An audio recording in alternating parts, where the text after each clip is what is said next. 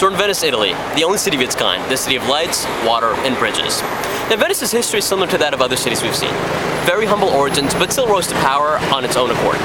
At its pinnacle, the Venetian Republic was one of the most richest and most powerful city-states of its time. Now we'll focus less on that today, and more on Venice's role in the disastrous Fourth Crusade, the crusade that actually hurt the Christians more than anything else. To give you a little bit of background first, Venice was first settled by refugees from Roman cities on the frontier, fleeing the Germanic and Hun invasions. Actually, Venice means to come this far, literally a figure of speech for the refugees that came to the city. Now, after several centuries, the Venetian colony began to grow and develop as a powerful city-state. It had the strategic position of being at the head of the Adriatic, which made it a very powerful naval and commercial power. It was essentially a bridge between the East and the West and a very important trading center. Now, after the humiliating Third Crusade, enough support was finally garnered in 1198 for a Fourth Crusade, which would hope to conquer Jerusalem by first invading Egypt. The Crusaders had agreed to pay the Venetians the monumental task of transporting them in building ships and servicing men across from Venice to the Holy Lands.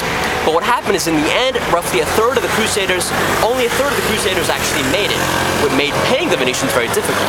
So to pay their debt, the Venetians convinced the majority of the Crusaders to attack a city-state known as Zara in modern-day Croatia, which was a competitor port at this time. Now, already tainted by their bloodlust, once the Crusaders got to Constantinople, they agreed to help restore a Byzantine prince to the throne for a large sum of money. Now, after the deed was done, the prince was unable to pay the Crusaders as much as he had hoped, because of various reasons. Because of this, the Crusaders were extremely angry, and they sacked Constantinople into what is known as one of the most profitable and disgraceful sacks of a city in history.